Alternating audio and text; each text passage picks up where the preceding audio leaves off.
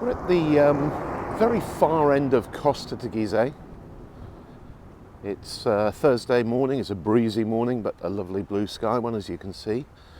And this is, as I say, the Arrecife end, and I stopped here for a moment, and we're going to start the video here because there's a place you can see on the left there called El Fondeadero. And I just wanted to point it out to you really because it does a cracking menu del dia. All the workers from the power station up the road go in there for their food. The Guardia Civil and Policia Local, in fact it looks like there's some Guardia Civil in there now. Policia Local dudes all go there for their lunch. So if you're in town shopping in Arrecife or you're in Costa Teguise, come on down and try out El Fondeadero. We used to go there years ago quite regularly with the kids, and they do a fabulous three-course lunch. I don't know what the current price is, but I would imagine it's something like 10 or 11 euros, and it will see you right for the rest of the day. Costa Teguise has two main roads that run through it. The top one is Avenida de las Palmeras, and that's over to our right now, but this one that we're on is Avenida del Mar, and it's quite close to the sea. You can possibly see the ocean through the fencing there. And when you're coming from Arrecife direction, the first two hotels you come across are this one, which is the Barcelo Lanzarote Active Resort. That's had a pretty major refurbishment and is looking very nice. And then across the road we've got the hotel that used to be called the Mar. I don't know if the name's changing, but you can see from all the fencing around it, and you can probably hear the noise from it, that is currently undergoing a major refurbishment. The two hotels are connected, and what will happen is I gather the communal areas over to my right in the refurb part will be shared by both hotels. We've got a nice 50-metre swimming pool in there, very, very good sports facilities, hence the name Barcelo Lanzarote Active Resort. This is the beginning of our walk around Costa Teguise from the Arrecife end. It's a fair old hike from those two first hotels we showed you in the last segment, about a kilometre to get to this part of town, and many of you will recognise this is the apartment villa block known as Playa Bastian, one of Costa Teguise's first big holiday resorts. One or two Lanzarote information readers own properties here. They rent out, got lovely communal pools, there's a good pool bar in there.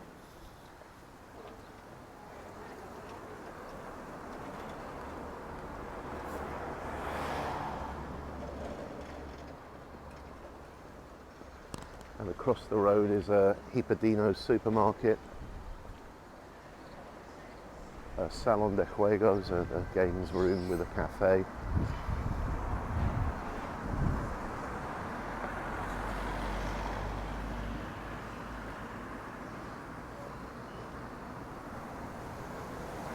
And all along here we've got shops, banks, one of Lanzarote Investments offices, bars and restaurants.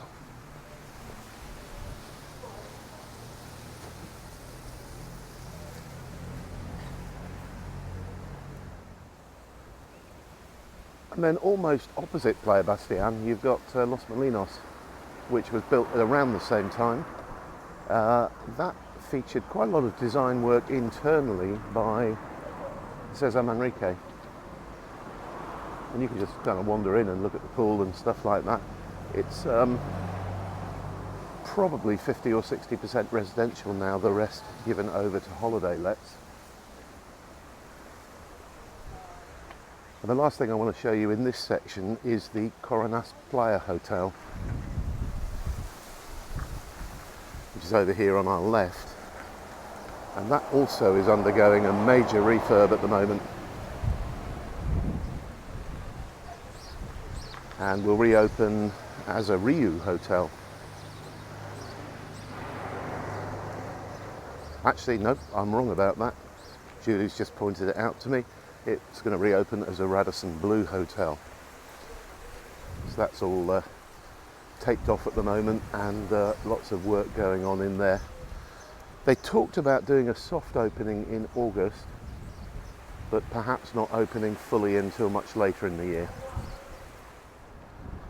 Now, we don't know whether we can get access to the promenade down here. We're going to walk down it and find out. So this is the main entrance to Playa Bastian. Brendan's Pool Bar advertised down that way. Should we go and have a look?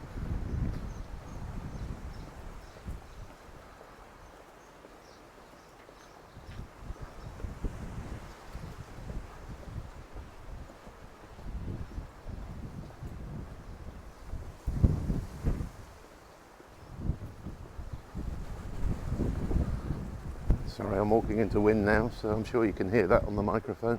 Beautifully planted gardens. We've got hibiscus here. Lots of palms. A few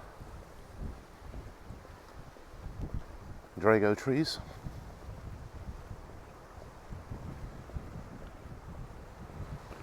This is one of the pools.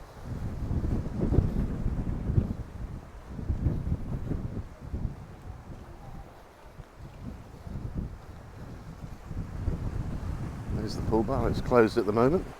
Not quite sure why. It's 20 past 12.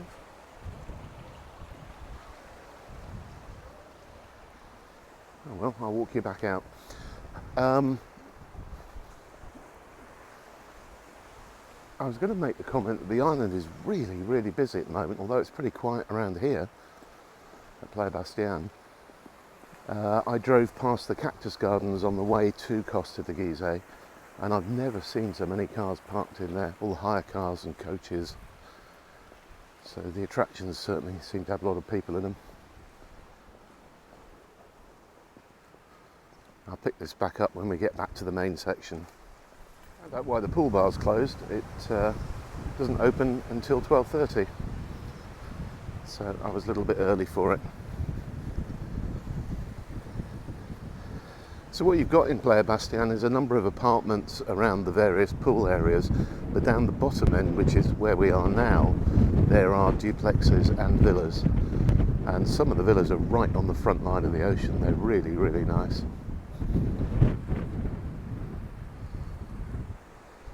Well, the good news is we have reached the gate, and it doesn't require a key or a pass to get into or out of. It's quite a good shortcut to the beach if you're staying at the other end of Playa Bastian. Here we are now on the promenade. These are some of those frontline bungalows I was telling you about just now. Let's go and have a look at the ocean. Make sure I don't get run over by a bike on the red coloured bike lane there.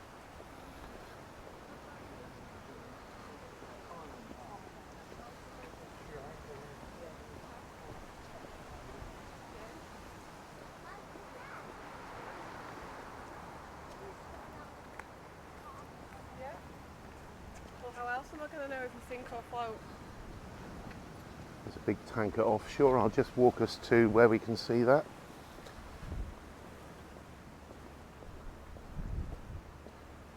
You can see that yellow sign ahead. That's advertising Los Amigos, which is the other bar in Playa Bastian, open to the public as well as people staying there. I think it's owned by the community now, but I've heard some really good things about the tapas they do there. So it might be worth a try. And this is a lovely area down here.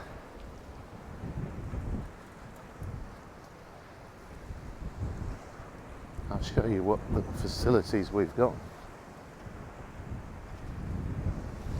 Let's go and have a look at the ocean first. That wind's kicking up a bit of a swell here. There's the big tanker I was telling you about. Let's zoom in on that for you.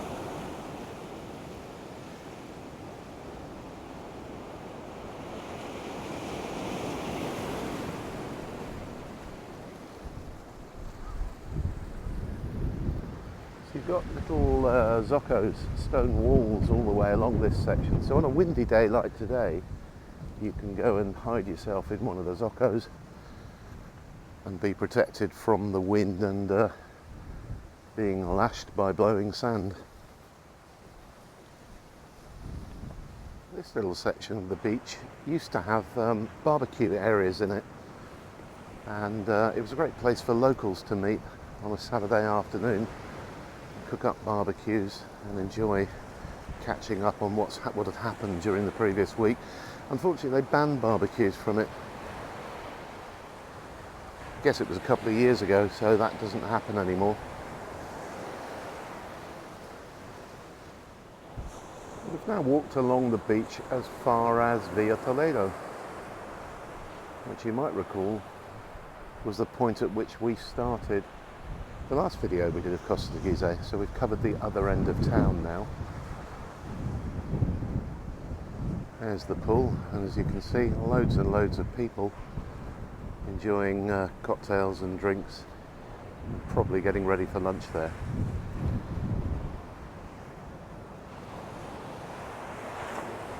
So that brings us to the end of this week's video. Hope you enjoyed seeing the other part of Costa Teguise. Temperature today is about 24 degrees. Hopefully that wind will drop. In fact, I think it's forecast to in the next hour or so. So have a great weekend, everyone. Thanks for watching, and see you soon.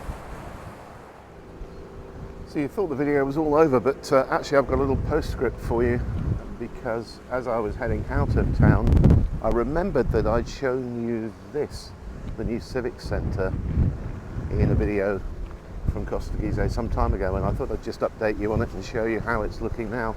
Come on a lot. The glass has gone in, and as promised, they're sort of individual units done in a kind of souk effect. Looks like they're just cleaning up to get off site actually, so presumably the fitters will come in now to put electricity and all that kind of stuff in. So it's kind of like a glorified village hall. There are rooms you can rent in there. Civic meetings, local meetings will be held there, and so on. So like I say, just a quick postscript for you, and I'll head off up the hill now towards Arrecife. Bye again.